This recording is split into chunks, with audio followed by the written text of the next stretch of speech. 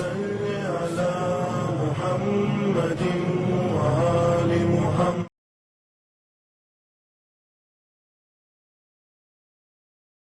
لا حول ولا قوة إلا بالله العلي العظيم. أعوذ بالله من الشيطان الرجيم. بسم الله الرحمن الرحيم.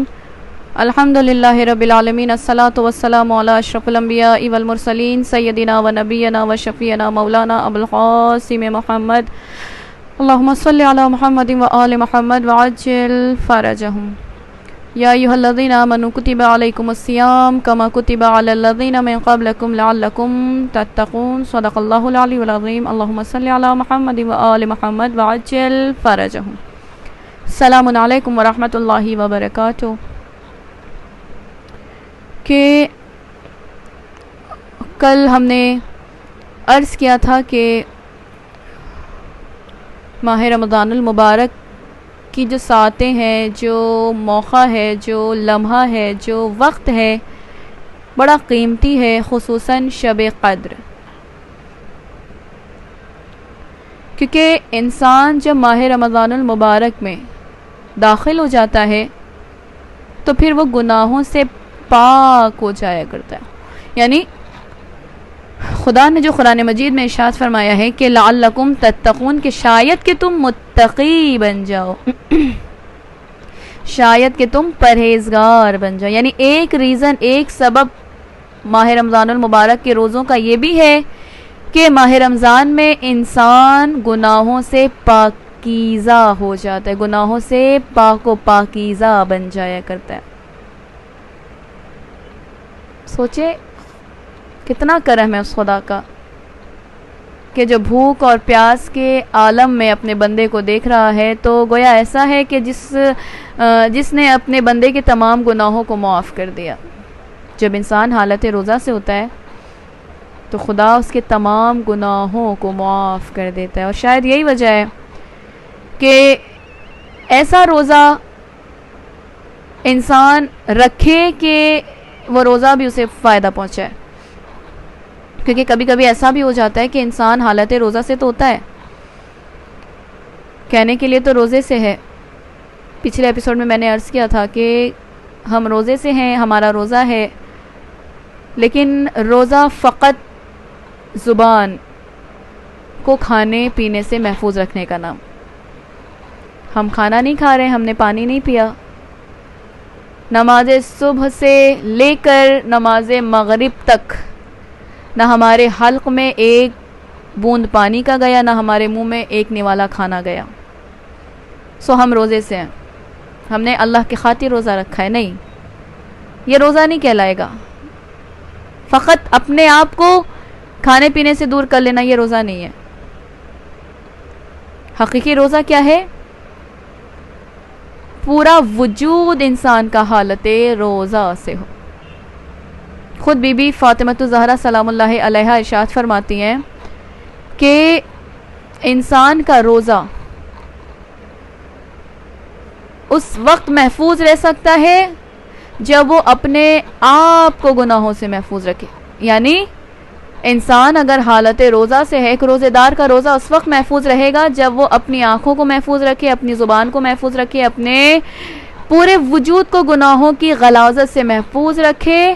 یعنی اپنی بھوک اور پیاس کے ساتھ ساتھ اپنے اعضائے جسمانی کا بھی وہ روزہ رکھے، تو حقیقی معنوں میں اس کا روزہ صحیح ہے.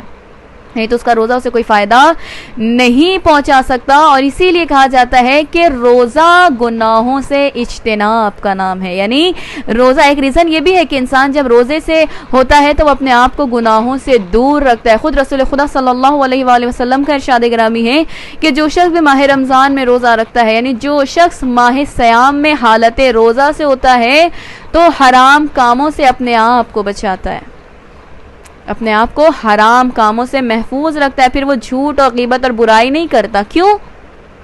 کیونکہ اسے اپنے روزے سے اللہ کو راضی کرنا ہوتا ہے. تو پھر وہ کیا کرتا ہے؟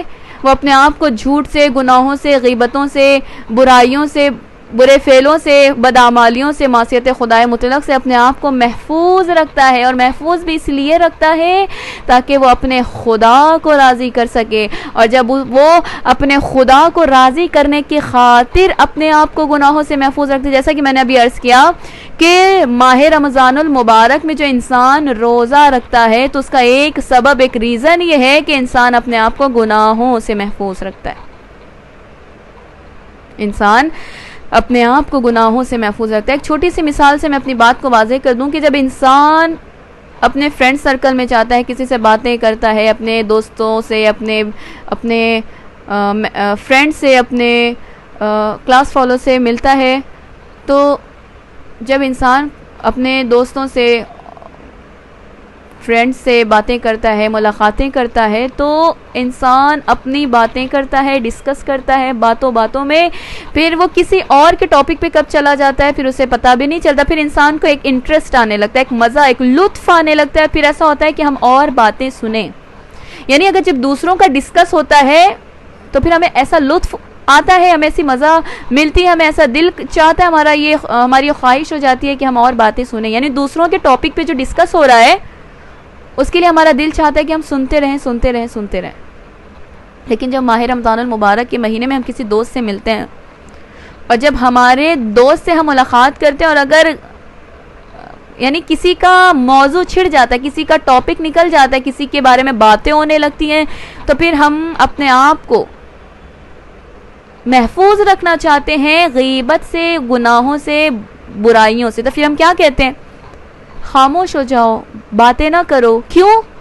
کیونکہ ہمارا روزہ ہے. یعنی انسان جانتا ہے، یعنی قدم قدم پہ اسے یہ احساس ہو جاتا ہے کہ پھر مجھے ایسا کوئی فعل انجام نہیں دینا ہے، مجھے کوئی ایسی بات نہیں کرنی ہے، مجھے ایسی کوئی چیز اپنی زبان سے نہیں نکالنی ہے کہ جس کے بعد میرا روزہ خراب ہو جائے. یعنی آیا وہ انسان اپنے روزے کو خراب کرنا نہیں چاہتا. یعنی حقیقی سبب جو اللہ نے ماہ رمضان المبارک کے روزوں کو واجب کرنے کا جو ریزن بیان کیا ہے، جو سبب بیان کیا ہے، وہ ایک ریزن یہ بھی ہے کہ انسان ماہ رمضان المبارک میں اپنے ہر قدم کو پھونک کر رکھتا ہے کہ کہیں میری ذات سے ایسی کوئی نافرمانی نہ ہو جائے کہ میرا خدا مجھ سے راضی نہ ہو، میرا خدا مجھ سے خفا ہو جائے. اور جب خدا خفا ہو جاتا ہے تو پھر دنیا کی کوئی چیز بھی اپنے، یعنی اگر پوری کائنات بھی مل کر ہمیں خوش کرنا چاہے تو پھر ہماری ذات خوش نہیں ہو سکتی جب تک ہمارا خدا ہم سے راضی نہیں ہو سکتا. یعنی انسان کے لیے سب سے امپورٹنٹ، سب سے ضروری چیز کیا ہو جاتی ہے کہ انسان اپنے خدا کو لمحہ بلمحہ،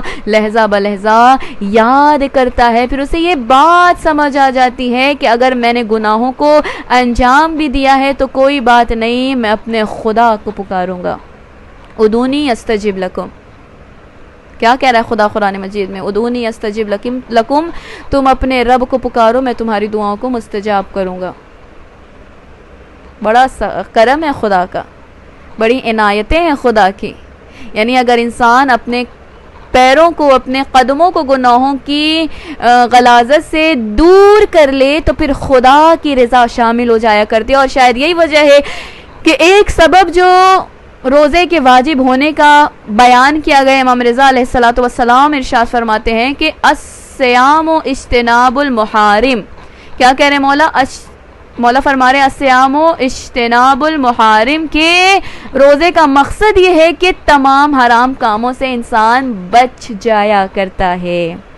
یعنی محارم جو چیزیں اللہ نے حرام قرار دی ہے، اس تمام چیزوں سے، ان لمحات سے، ان چیزوں سے، ان موقعوں سے انسان اپنے آپ کو بچا لیا کرتا ہے اپنے خدا کی خوشنودی کے خاطر. اور پھر اگر انسان اپنے خدا کی خوشنودی کے خاطر اپنے آپ کو گناہوں سے محروم کرتا ہے تو پھر خدا بھی اس سے راضی ہو جاتا ہے. کیونکہ اگر دیکھا جائے تو حقیقی معنوں میں واقعاً روزہ صرف بھوکے اور پیاسے رہنے کا نام نہیں ہے، بلکہ انسان کو چاہیے کہ اس کا تمام جسم، اعضاء اور جوارے بھی جو ہیں وہ روزے کی حالت میں ہو. یعنی روزہ پورے وجود کے ساتھ ہونا چاہیے، فقط زبانی روزہ نہیں ہونا چاہیے. یعنی رسول خدا ارشاد فرماتے ہیں کہ روزے دار کو چاہیے کہ اپنی زبان کو فضول باتوں سے بچائے. یعنی جب ایک انسان اپنی زبان کو فضول باتوں سے بچائے گا، محفوظ رکھے گا، حرام کاموں سے دیکھنے سے، حرام چیزوں کو دیکھنے سے اپنی آنکھوں کو بند کر لے گا، محفوظ کر لے گا، حرام باتوں کو سننے سے پرہیز کرے گا، تمام اعضاء اور جوارح کو خدا کا مطیع اور پرہیزگار بنا لے گا، فرما بردار بنا لے گا، تو پھر اس کا حقیقی معنوں میں روزہ شمار ہوگا، وگرنہ اس کا روزہ شمار نہیں ہوگا، کیونکہ روزہ نام ہی اس چیز کا ہے کہ جو انسان کو گناہوں سے اجتناب کراتا ہے، یعنی انسان کو گناہوں سے دور کر دیتا ہے۔